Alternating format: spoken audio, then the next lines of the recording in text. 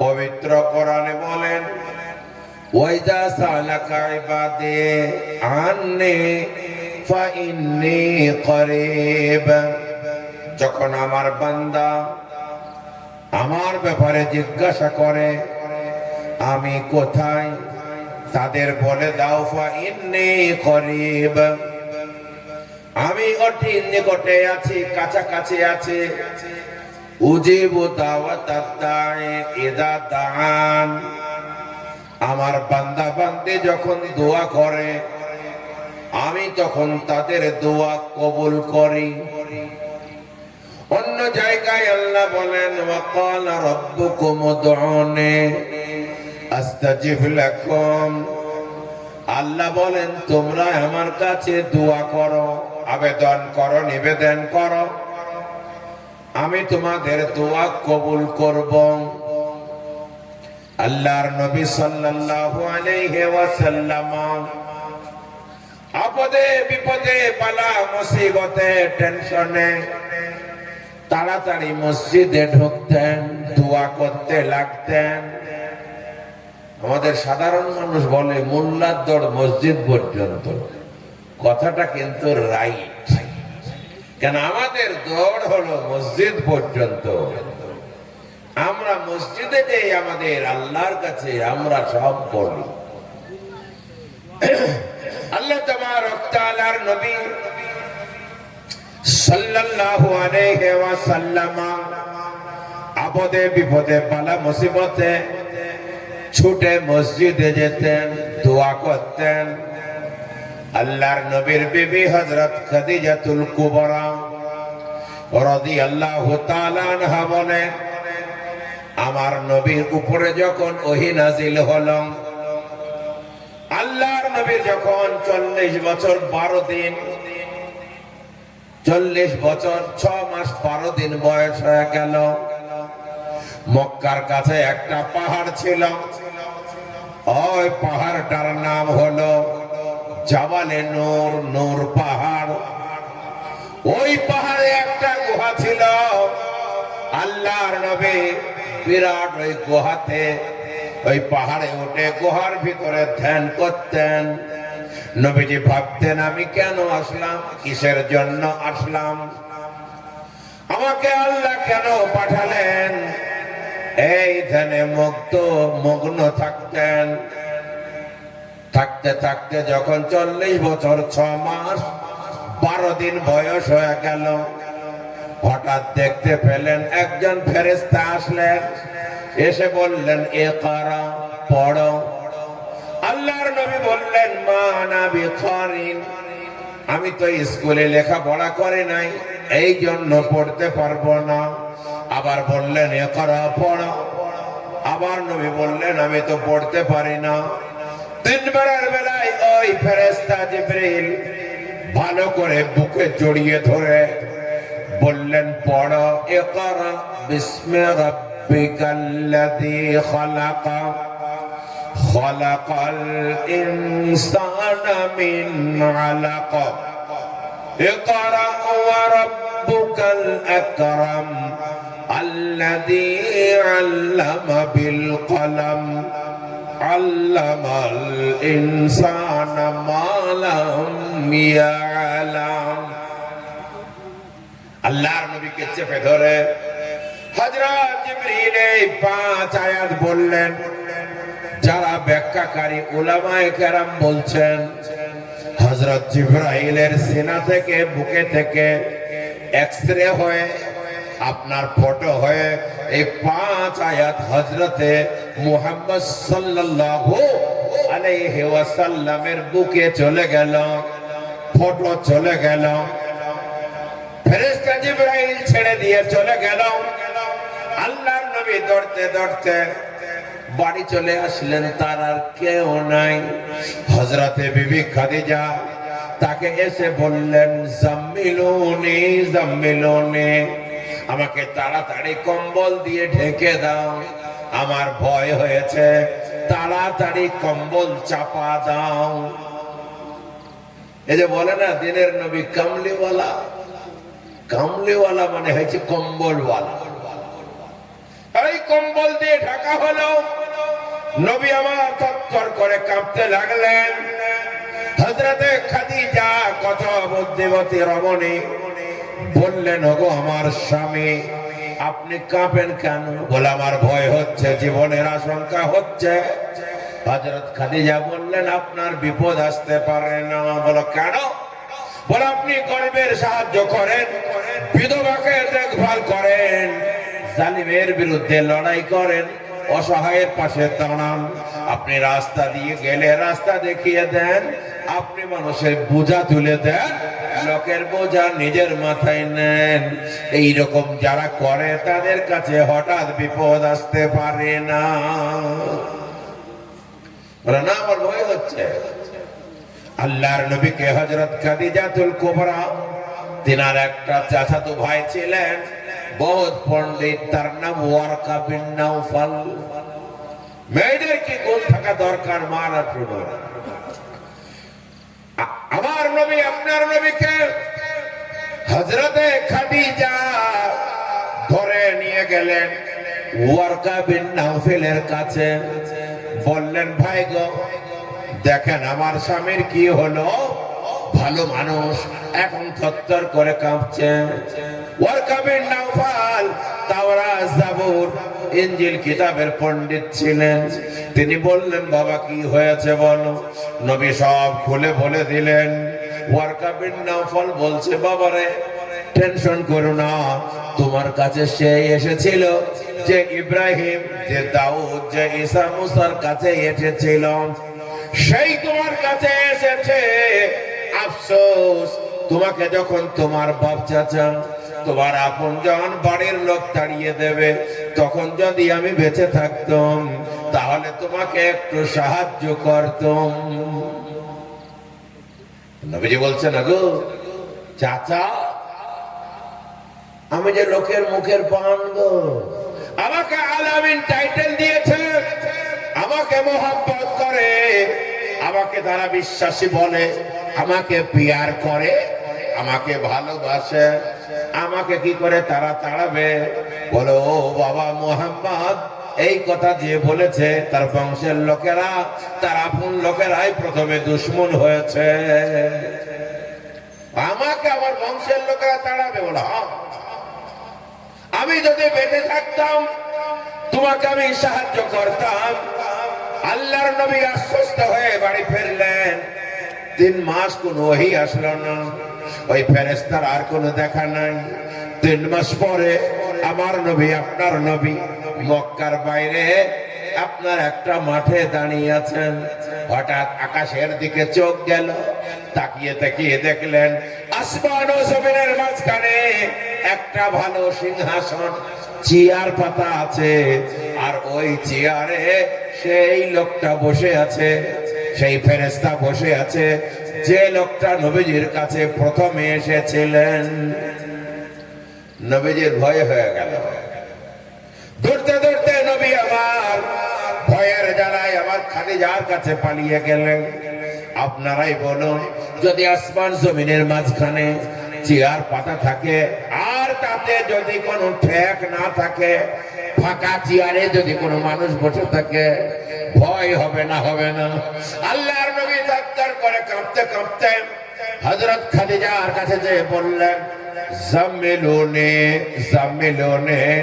খাদিজা গো, বিরাট বড় ভয় লেগে গেছে, তাড়াতাড়ি কম্বল দিয়ে ঢেকে দাও। হযরত খাদিজা কম্বল দিয়ে ঢেকে দিয়েছেন। নবী ছটপট করে কাঁপছেন, থরথর করে কাঁপুনি শুরু হয়েছে।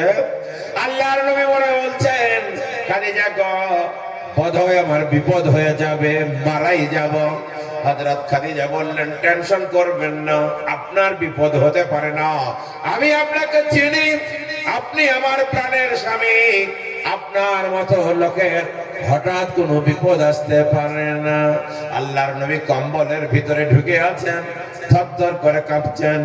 আল্লাহর নবী তাকিয়ে দেখলেন বাইরের দিকে, যে লোকটা আসমান এবং জমিনের মাঝখানে চেয়ারে বসেছিলেন, ঠ্যাং ঝোলাচ্ছিলেন, সেই লোকটা হযরত খাদিজার কুঠরিতে ঢুকে পড়েছেন। আল্লাহর নবী বললেন, খাদিজা, যে লোকটা আসমান জমিনের মাঝখানে দেখলাম চেয়ারে বসে আছে, ও তো চলে এসেছে। আর আল্লাহর নবীকে লক্ষ্য করে বলতে লাগলো, ইয়া আইয়ুহাল মুদ্দাসসির কুম ফাআনজির ওয়া রাব্বাকা ফাকাব্বির ওয়া সিয়াবাকা ফাতাহহির ওয়ার রুজযা ফাহজুর ওয়া লা তামনুন তাস্তাকসির ওয়া লিরাব্বিকা ফাসবির। ও কামলিওয়ালা, মুদ্দাসসির মানে কম্বলওয়ালা, আল্লাহর নবী কম্বলের মধ্যে ঢুকে থাকতেন ভয়ের জ্বালায়। তাই আল্লাহর নবীকে আল্লাহ দুবার কমলিওয়ালা বলে ডেকেছেন। একবার বললেন ইয়া আইয়ুহাল মুজাম্মিল, হে কমলিওয়ালা। মুজাম্মিল মানে কমলিওয়ালা, কম্বলের মধ্যে তুমি ঢেকে আর থাকা যাবে না।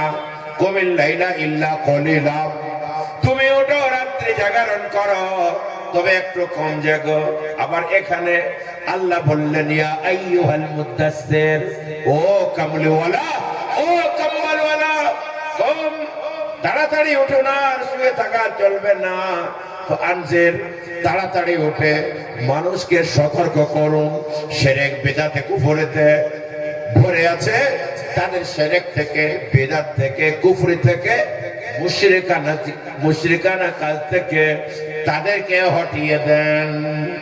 আনজির রাব্বাকা ফাকাব্বির, আপনার প্রভুর বড়ত্ব বয়ান করুন। ওয়া সিয়াবাকা ফাতাহির, এবার আপনি ভালো করে কাপড় চোপড় পরিষ্কার করুন, বসন পরিষ্কার করুন, পবিত্র করুন। নাজিল হয়ে গেল। আল্লাহর নবী এবার কম্বল ছেড়ে দিয়ে উঠলেন। কম্বল ছেড়ে দিয়ে উঠে বললেন, ও খাদিজা, বলো কি হলো? বলো খাদিজা গো, এতদিনে বুঝলাম আল্লাহ আমাকে কেন পাঠিয়েছেন, আমার কি জিম্মাদারি, আমার কি দায়িত্ব, এতদিনে আল্লাহ আমাকে বুঝিয়ে দিয়েছেন। বলো কি? খাদিজা গো, আল্লাহ আমাকে নবী করে পাঠিয়েছেন। খাদিজা বললেন, ওগো আমার নবী, ওগো আমার প্রিয়তম স্বামী, কি করতে হবে আমাকে আগে বলুন, আগে আমি মানব, তারপরে অন্যজনকে মানতে দেব। আপনার কথা আমি আগে মানব, তারপরে অন্যকে মানতে দেব। আগে শুনবো, তারপরে অন্যকে শুনতে দেব। আল্লাহর নবী বললেন, খাদিজা, এখন আমি নবী, আমার আল্লাহ আমাকে নবী করে পাঠিয়েছেন। শিরক থেকে, বিদআত থেকে, কুফরি থেকে দূরে আসতে হবে, আর আমাকে নবী বলে মেনে নিতে হবে। এখন তোমাকে পড়তে হবে আশহাদু আল্লা ইলাহা ইল্লাল্লাহ ওয়া আশহাদু আন্না মুহাম্মাদান আবদুহু ওয়া রাসূলুহু। এখন তোমাকে পড়তে হবে আল্লাহ ছাড়া কোনো ইলাহ নাই, আমি সাক্ষী দিচ্ছি আল্লাহ ছাড়া কোনো মাবুদ নাই, এবং আর সাক্ষী দিচ্ছে মুহাম্মদ সাল্লাল্লাহু আলাইহি ওয়াসাল্লাম আল্লাহর প্রেরিত রাসূল। হযরত খাদিজা প্রথম কলমা পড়লেন, বলেন সুবহানাল্লাহ। তাহলে প্রথম মুসলমান কে? একজন মহিলা, তিনি হলেন নবীজির সহধর্মিণী, অর্ধাঙ্গিনী, চিরসঙ্গিনী হযরত খাদিজাতুল কুবরা। যদি মেয়েরা আগে ঈমান আনে, যদি মেয়েরা ধর্মপ্রাণ হয়, তাহলে স্বামীদের জন্য ধর্মের কাজ করতে সুবিধা হয়। আর যদি মেয়েরা আপনার বেকায়দা হয়, স্বামীর জন্য ধর্মকর্ম করা কঠিন হয়ে যায়। আমাদের নবী মাত্র দাওয়াতের কাজ করেছিলেন, নবী হওয়ার পরে 23 বছর 1,29,000 সাহাবী রেখে গেছিলেন। এখন তো কোটি কোটি মুসলমান। আর আমাদের অন্যদিকে হযরত নূহ আলাইহিস সালাতু ওয়াস সালাম, তিনি তাবলীগ করেছিলেন 950 বছর, এক আধ বছর নয়।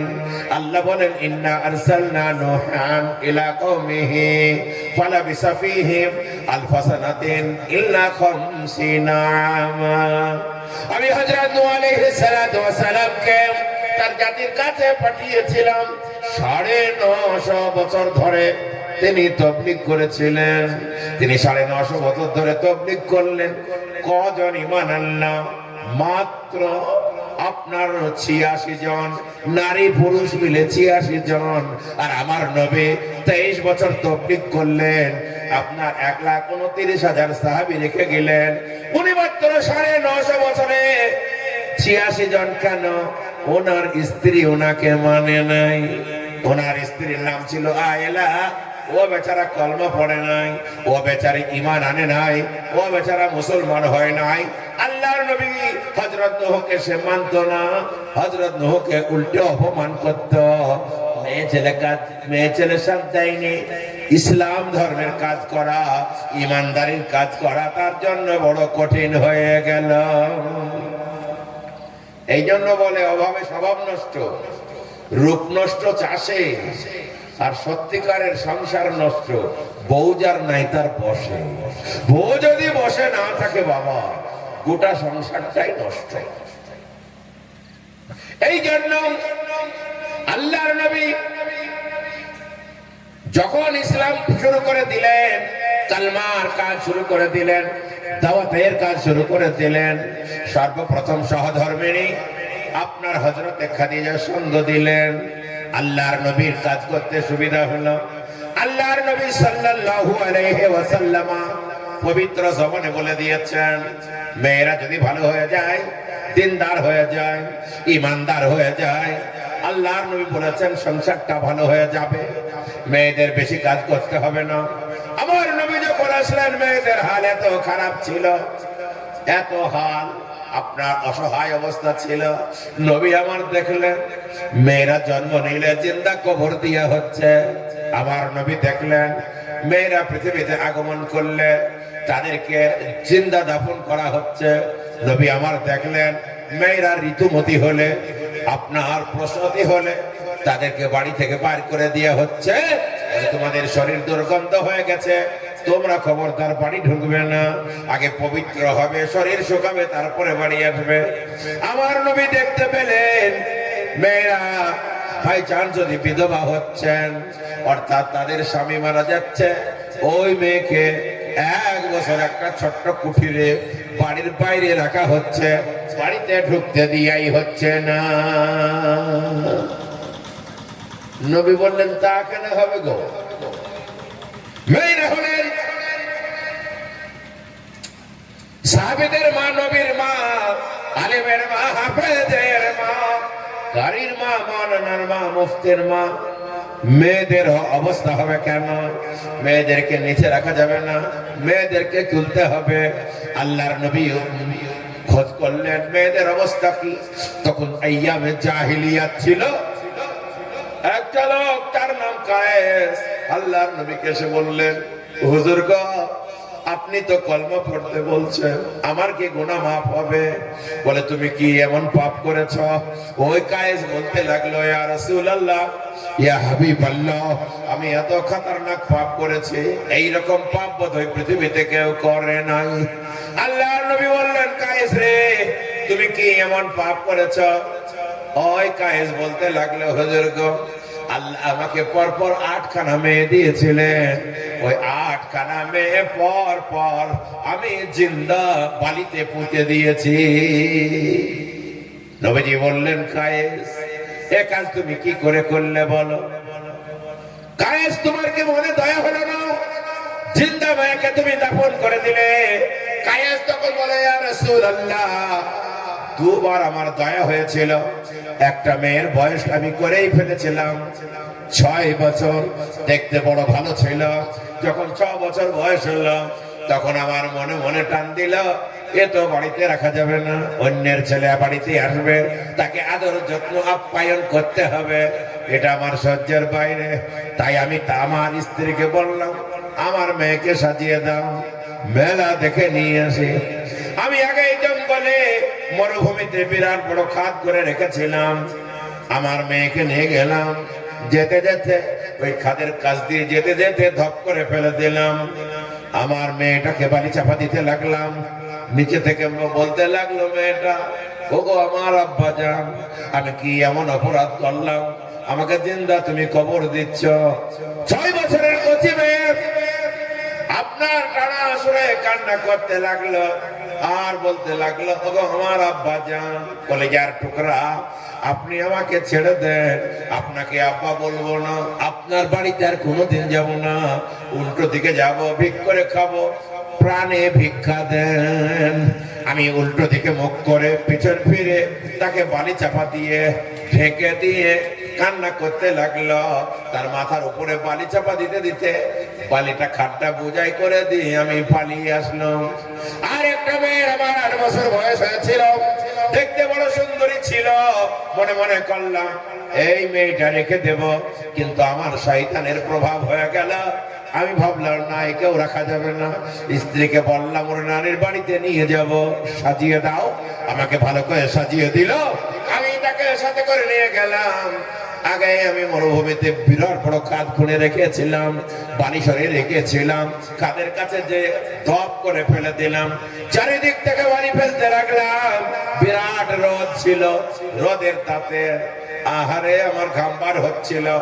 আমার মেয়েটা তার আঁচল দিয়ে আমার ঘাম মোছাচ্ছে আর বলছে, আহারে আমার আব্বার কত কষ্ট, বালি ফেলছে আর কষ্ট হচ্ছে, তাকে আমি চাপা দিচ্ছি, আবার আমারই ঘাম মুছছে।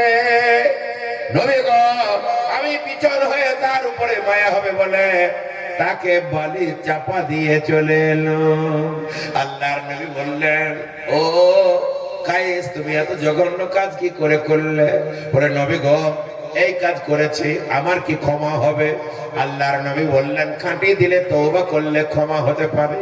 আল্লাহর নবী বললেন, আল ইসলামু ইয়াহদিমু মা কানা ক্বাবলাহু, ইসলাম গ্রহণ করলে তার পিছনকার আর কোনো গুনাহ থাকে না। আপনারা বলবেন, মৌলভী সাহেব, এইভাবে যদি মেয়েদের জিন্দা দাফন করা হয় তাহলে ছেলেরা কাদেরকে বিয়ে করত? কিছু ভালো লোক ছিল।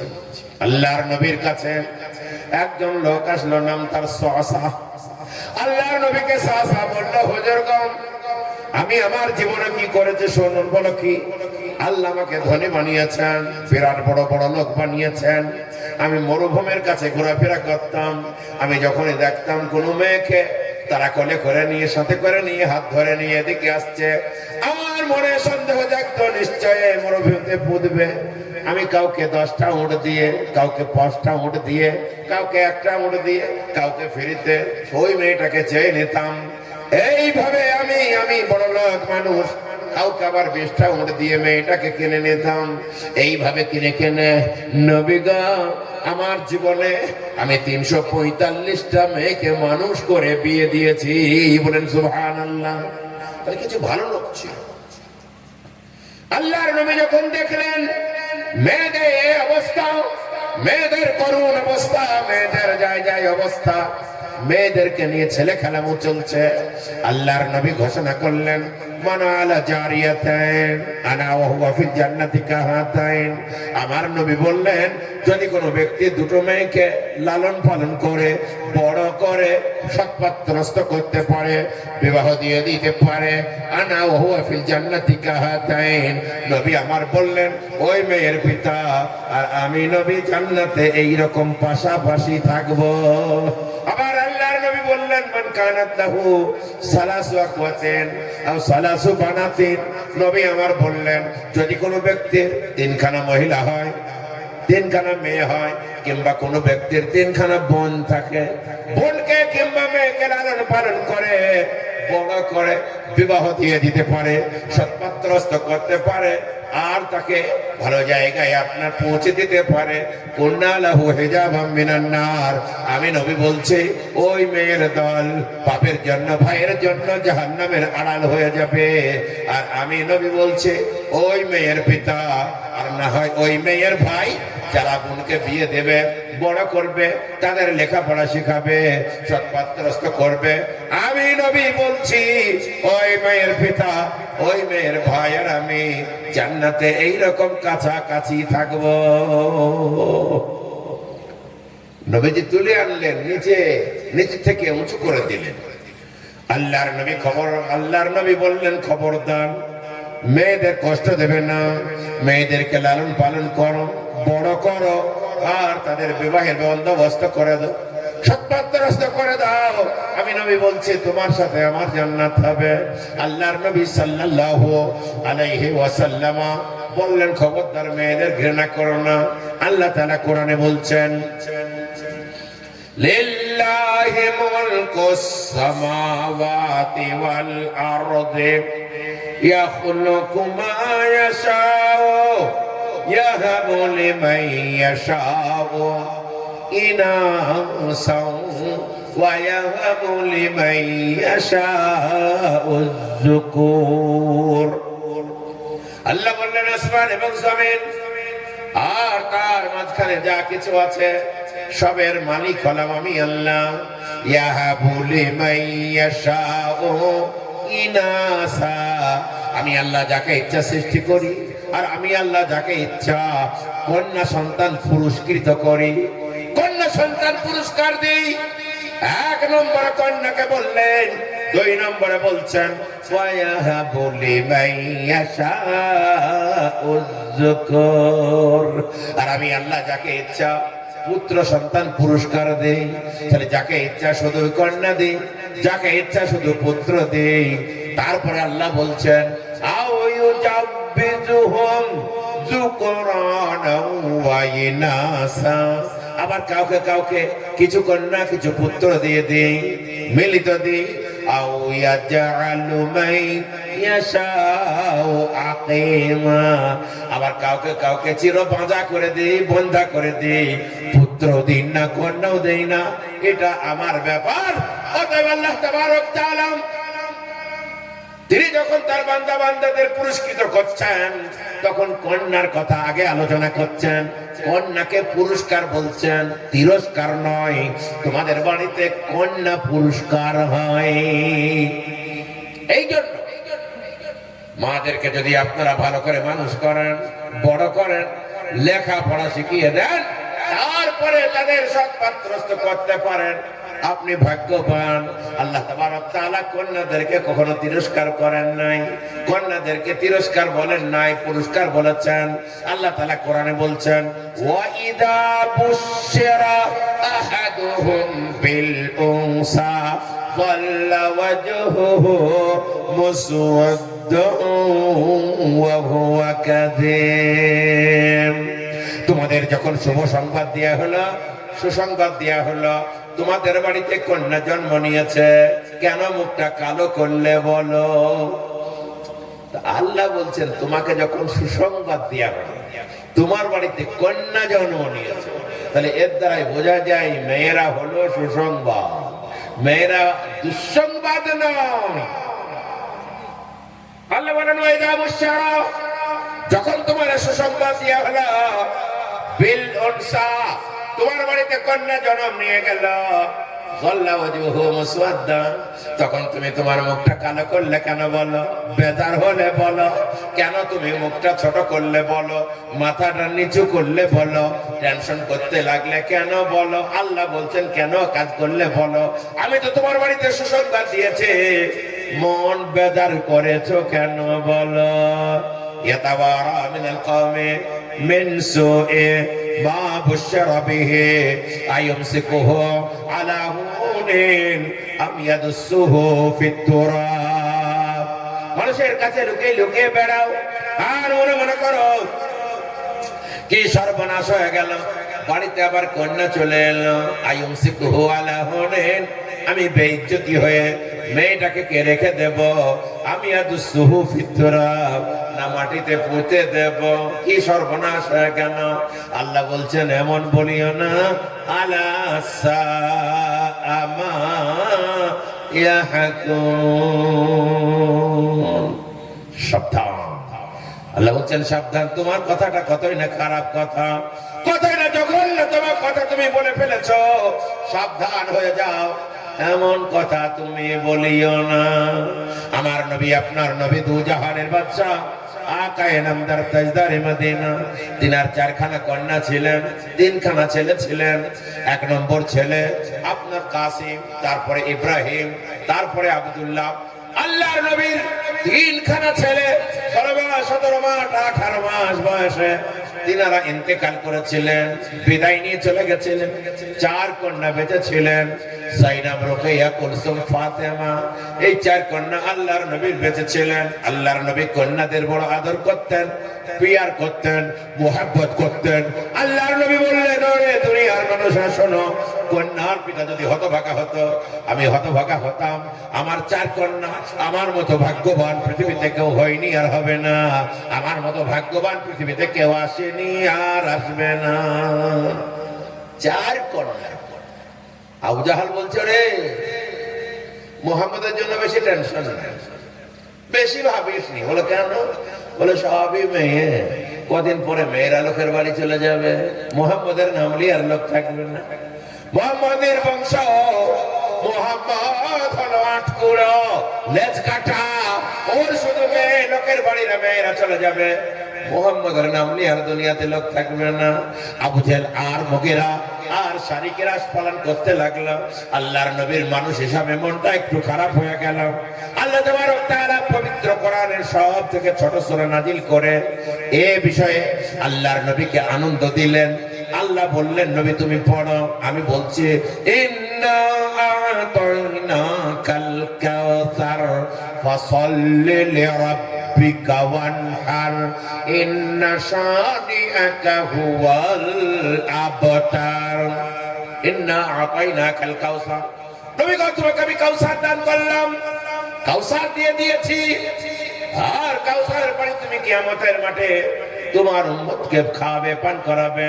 ফাসাল্লি লিরাব্বিকা ওয়ানহার, সুতরাং তুমি নামাজ পড়ো, তোমার প্রভুর নামে নামাজ পড়ো। ওয়ানহার, আর কুরবানি করো। ইন্না শানিআকা হুয়াল আবতার, আমি আল্লাহ বলছি, তুমি নির্বংশ নও, তুমি লেজ কাটা নও, তুমি এক করো নও, বরং ইন্না শানিআকা হুয়াল আবতার, তোমার দুশমনরাই লেজ কাটা। ওই আবু জাহাল আর মুগীরা আর ওই যারা শারিক আছে তারাই দম্বরিদা, লেজ কাটা, তাদের নাম নিয়ে আর পৃথিবীতে লোক থাকবে না। আর আমি আল্লাহ তোমার জন্য এমন করে দেব, সারা পৃথিবীতে তোমার নাম গম গম করে বাজবে, সারা পৃথিবীতে তোমার নামে দরুদ পড়ে লোকে মুগ্ধ হবে। সুবহানাল্লাহ। আল্লাহ এমন করে দিলেন। আল্লাহ বলেন, নবী গো আমি তোমাকে বলছি, তোমাকে আমি সমুন্নত করলাম, তোমাকে আমি মর্যাদা দান করলাম, সবারই উপরে সম্মান দিয়ে দিলাম।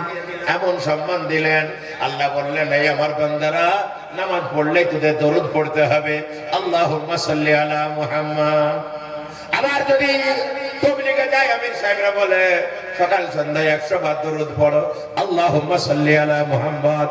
মুরিদ হলে পীর সাহেবরা বলে সকাল সন্ধ্যায় 100 বার দরুদ পড়তেই হবে, আল্লাহুম্মা সাল্লি আলা মুহাম্মাদ। আবার যদি আজান দাও, বলতেই হবে আশহাদু আন্না মুহাম্মাদার রাসূলুল্লাহ। নবীজির নাম গম গম করে বাজে না, বাজে না? ওই পৃথিবীর কোন পূর্ব দিক ইন্দোনেশিয়ায় প্রথমে সকাল বেলায় আজান শুরু হয়, আশহাদু আন্না মুহাম্মাদার রাসূলুল্লাহ।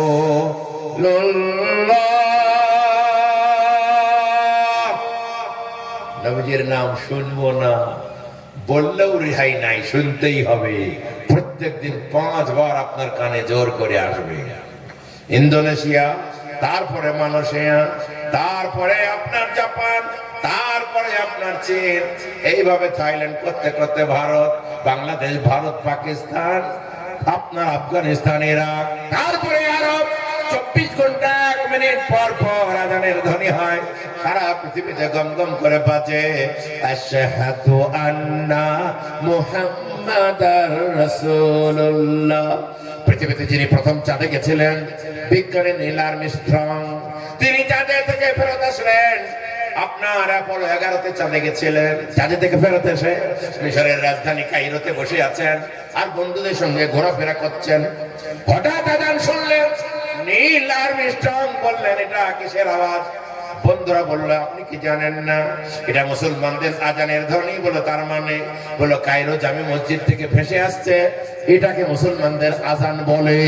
নীল আর্মস্ট্রং বললেন, তোমরা যদি আমাকে খাপা পাগল না বলো, আমি চাঁদে যে এই আওয়াজ শুনে আসলাম, যার আওয়াজ চাঁদে আকাশ আকাশে বাতাসে কম কম করে বাজে, বেচারা নিয়ে আপনার নীল আর মিষ্টং মুসলমান হয়ে গেল, কলমা পড়লো, ঈমান আনলো।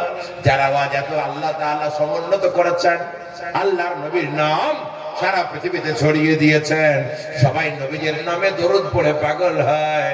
আবু জাহাল বলছে শুধু মেয়ে, ওর নাম লিয়ার লোক থাকবে না, কদের মেয়েরা লোকের বাড়ি চলে যাবে, মুহাম্মদের নাম থাকবে না। নবীজির নাম আছে না নাই? সারা পৃথিবীর লোক নবীজির নাম নিয়ে পাগল হয়, দরুদ পড়ে পাগল হয়। আর ওই শরীক আর ওই মুগীরা আবু জাহাল যারা বলেছিল তাদের নাম ঘৃণায় কেউ নেয় না। আবু জাহালের বাড়িটা আরব সরকার পায়খানা করে দিয়েছে, টয়লেট করে দিয়েছে। দুনিয়ার লোক যায় আর সেখানে পায়খানা করে দিয়ে চলে আসে, পেশাব করে দিয়ে চলে আসে। এই জন্য মেয়েদের মর্যাদা আছে না নাই? নবী বললেন মেয়েদের মর্যাদা আছে। আমরা আল্লাহ তাবারক তাআলা আমাদের মেয়েদের মর্যাদা দিয়েছেন। মারা মাত্র যদি 4টে কাজ করে, হাদিস পড়েছিলাম প্রথমে, নবী আমার বলেন আল মারআতু ইযা সাল্লাত খামসাহা ওয়া সামাত শাহরাহা ওয়া আহসানাত ফারজাহা ওয়া আতাত বালাহা ফালতাদখুল মিন আই আবওয়াবিল জান্নাতি শাআত। আমার নবী বলেন ও মায়ের দল, বেশি কাজ তোমাদের করতে হবে না, মাত্র 4টে কাজ তোমরা করো আর জান্নাতের অধিকারী হয়ে যাও। আমার নবী বললেন আল মারআতু ইযা সাল্লাত খামসাহা, মেয়েরা যদি 5 ওয়াক্তের নামাজ পড়ে, ওয়া সামাত শাহরাহা, আর যদি তারা রমজানের রোজা রাখে, ওয়া আহসানাত ফারজাহা, আর যদি তারা লজ্জাস্থানের হিফাজত করে, অর্থাৎ পর্দার মধ্যে থাকে, নিজের শরীরকে স্বামী ছাড়া অন্যকে না দেখায়, আর যদি তারা আতাত বালাহা, আর স্বামীর আনুগত্য করে, স্বামীর কথা মতো চলে, এই 4 কাজ যদি কোনো মহিলা করে, ফালতাদখুল মিন আই আবওয়াবিল জান্নাতি শাআত, জান্নাতের 8টা গেট খুলে যায়। জান্নাতুল ফেরদাউস, জান্নাতুল খুলদ, জান্নাতুল নাঈম, জান্নাতুল আদম, জান্নাতুল মাওয়া, দারুস সালাম, দারুল করার, দারুল মাকাম। এইভাবে জান্নাতের 8টা গেট আছে। কোন মহিলা যদি জীবনে এই 4টে কাজ করে নিতে পারে, 5 ওয়াক্তের নামাজ, রমজানের রোজা, আর লজ্জাস্থানের হিফাজত অর্থাৎ পর্দার মধ্যে থাকা, আর স্বামীর আনুগত্য করা, এই 4টে কাজ যদি কোনো মহিলা করতে পারে, জান্নাতের 8টা গেট খুলে যায়। যে কোনো গেট দিয়ে এসে আরাম করে জান্নাতে যেতে পারে। মাদের বলবো খুব সহজে আপনাদের জান্নাত, কিন্তু ভাগ্যের পরিহাস, আমরা হিসাব করে দেখেছি ভারতবর্ষে মাদের নামাজির সংখ্যা 5%, শতকরা 5টা, 95টা বেনামাজি। হাই হাই হাই, ছেলেদের সংখ্যাও তাই। আল্লাহর নবী বলেছেন আল ফারকু বাইনাল আবদি ওয়াল কুফরি তারকুস সালাত, মুসলমান কাফেরের মধ্যে পার্থক্য নামাজ। নামাজির সংখ্যা মাত্র 5টা, 95টা বেনামাজি। আপনারা কি গুনতে গেছিলেন নাকি? হ্যাঁ, আমরা গুনেছি। ধরলেন আপনাদের এই মহল্লে একটা মসজিদ আছে, সমাজ আছে, ওই সমাজে 200 ঘর লোক আছে। এখন প্রত্যেকটা বাড়িতে যদি 2টো করে পুরুষ থাকে, তাহলে 400 পুরুষ আছে। কিন্তু ইমামের পিছনে কটা থাকে?